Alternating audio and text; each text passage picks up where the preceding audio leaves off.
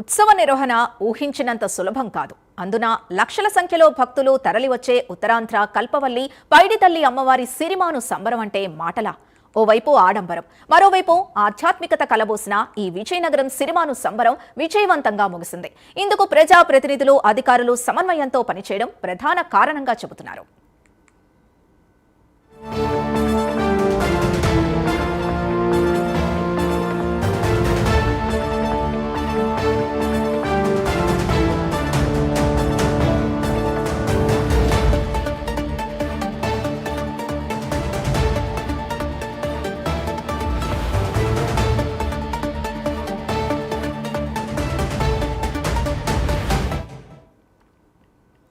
ఉత్తరాంధ్ర కల్పవల్లి విజయనగరం ఇలవేల్పు శ్రీ పైడితల్లి అమ్మవారి సిరిమాను సంబరం అంగరంగ వైభవంగా జరిగింది.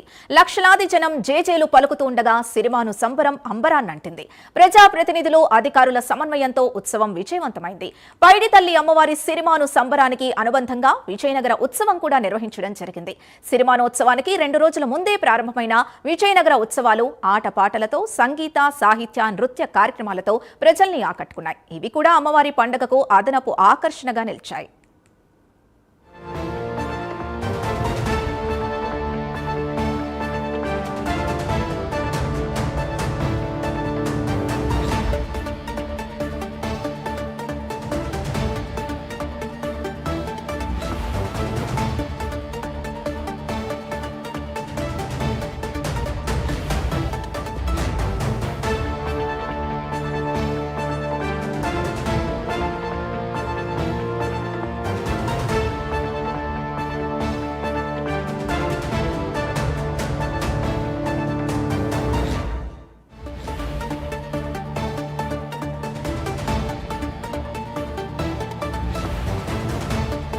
విజయనగరంలో విజయం ఉంది. ఆ విజయానికి తోడు పైడితల్లమ్మ తల్లి ఉత్తరాంధ్ర ఇలవెల్పు మనందరికీ కూడా అన్ని కష్టాల్లో ఉండి మనందరినీ ముందు నడిపిస్తున్నటువంటి తల్లికి ఈరోజు మనం ప్రతి సంవత్సరం జాతర చేస్తాము, సిరిమానోత్సవం చేస్తాము, విజయనగరం ఉత్సవం చేస్తాము. అదే ప్రాతినిధ్యంతో ఈ సంవత్సరం కూడా ఈ పండుగ నెరవేర్చడానికి భారీ ఏర్పాట్లు చేయగా ఈరోజు అమ్మవారి తల్లి మా మండలంలో, మా పక్క గ్రామంలో ఆవిడ కోరుకోవడం, ఆ సిరిమాను కోరుకోవడం, ఆ సిరిమాను మేము పూజించుకొని గత వారం రోజులుగా పూజించుకొని ఈరోజు భారీ ఊరేగింపుతో అమ్మవారికి విజయనగరంకి తీసుకెళ్ళడం జరుగుతూ ఉంది. ఇక్కడ ఉన్న లోకల్గా ఉన్నటువంటి గ్రామస్తులు కానీ చుట్టుపక్కల ఉన్న గ్రామస్తులందరూ కూడా చాలా సంతోషం వ్యక్తం చేశారు. ఎందుకంటే ఈరోజు అమ్మవారు ఇక్కడ ఇంత దూరం మా గ్రామంలో ఆవిడ సిరిమాను కోరుకోవడం చాలా అదృష్టం కింద భావిస్తున్నారు. ప్రతి ఒక్కరూ కూడా నిమగ్నమై అమ్మవారిని దర్శించుకొని అమ్మవారి చెట్టుని స్వాగతం పలుకుతూ దగ్గరుండి తోడుగా వెళ్దామనేది ఒక పెద్ద కార్యాచరణ చేసుకుంటూ మీ అందరూ కూడా మంచి పండగ వాతావరణంతో ప్రతి ఒక్కరూ కూడా భాగస్వామై ఈరోజు కలిసికట్టుగా వెళ్తున్నాము. ఈసారి మన విజయనగరం పైడితల్లమ్మ పండుగ చాలా అద్భుతంగా జరిగింది. ఎప్పుడు లేనంతగా ఈసారి ప్రజలు కూడా ఎక్కువ మంది ఈ సిరిమానోత్సవం చూడడానికి మన జిల్లాయే కాకుండా మన రాష్ట్రమే కాకుండా పక్క రాష్ట్రాల నుంచి కూడా వచ్చారు. ఇది అద్భుతమైనటువంటి ఉత్సవం. ప్రజలందరూ కూడా ఎంతో సమన్వయంతో, అలాగే అధికారులు కూడా అన్ని డిపార్ట్మెంట్ల వారు కూడా చాలా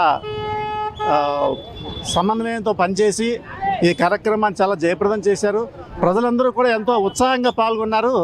అలాగే ఈ విజయనగరం ఉత్సవాలు అయితేనేమి, ఈ సరస్ ఎగ్జిబిషన్ అయితేనేమి చాలా సమన్వయంతో పనిచేసి అక్కడ ఎటువంటి ఉద్రిక్తతలు లేకుండా చాలా ప్రశాంతంగా, అసలు విజయనగరం అంటేనే ప్రశాంత.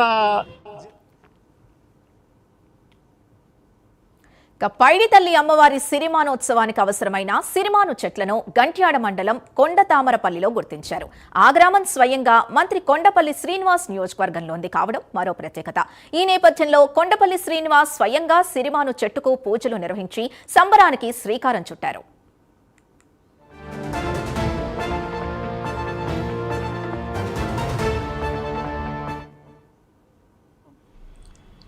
ఉత్సవాలు శ్రీ శ్రీ శ్రీ పైడితల్లి అమ్మవారి జాతర మహోత్సవాలు ఈ నెల 5, 6 తారీఖుల్లో విజయనగర ఉత్సవాలు, 7వ తారీఖున శ్రీ శ్రీ శ్రీ పైడితల్లి అమ్మవారి సిరిమానోత్సవం ఈసారి ఘనంగా జరిగాయి.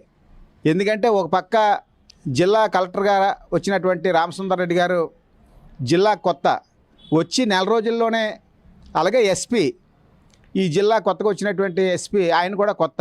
ఓ పక్కన పాత విజయనగర ఉత్సవాల్లో కానీ పైడితల్లమ్మవారి జాతర మహోత్సవాలు కానీ పాల్గొన్నటువంటి అప్పుడున్నటువంటి అధికారులు ఎవరు కూడా కలెక్టర్ గారు అంబేద్కర్ కానీ వారు లేకపోవడం, అప్పుడు డిఆర్ఓ అనిత గారు కానీ వారు లేకపోవడం, అందరూ కొత్తవారు అయినా సరే 5 లక్షల మంది జనాభా పాల్గొన్నటువంటి ఈ విజయనగరం ఉత్సవాలు పైడితల్లమ్మవారి జాతర మహోత్సవాల్లో అధికారులు బాగా పనిచేశారు, ఘనంగా ఉత్సవాలు నిర్వహించారనే మనం చెప్పొచ్చు.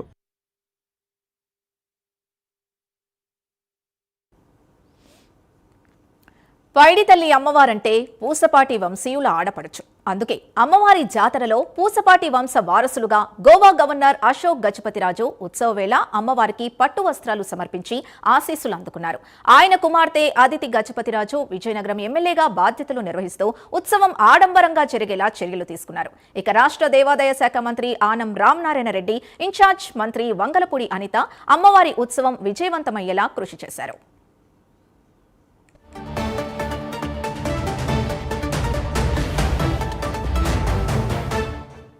ఉత్తరాంధ్ర కలపవల్లి విజయనగర ఆరాధ్య దేవత శ్రీ శ్రీ పైడితల్లమ్మవారు దేవస్థానం విజయనగరం ఈ సంవత్సరం అత్యంత వైభవంగా విజయదశమి వచ్చిన తర్వాత వచ్చే సోమవారం నాడు తొలేలుత్సవం అనేది 6వ తారీఖునైనది చాలా ఘనంగా జరిగింది.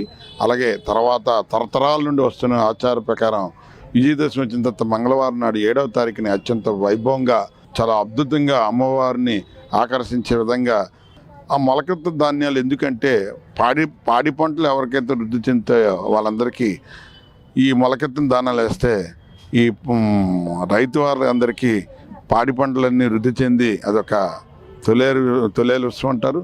తర్వాత వచ్చే మంగళవారం నాడు 7వ తారీఖుని అత్యంత వైభవంగా సిరిమానోత్సవం అన్నది నాకు 17వ తారీఖుని అమ్మవారు లభ్యమైంది.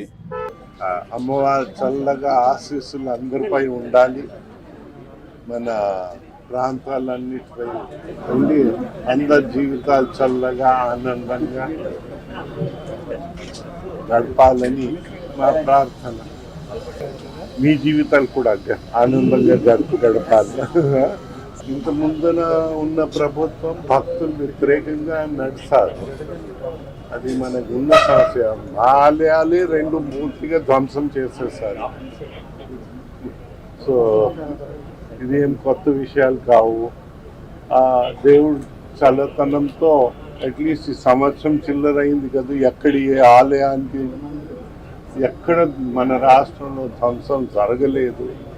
మన ప్రభుత్వాలు ధ్వంసాలు చేసే ప్రభుత్వాలు ప్రజలు పంపించేసేసారు.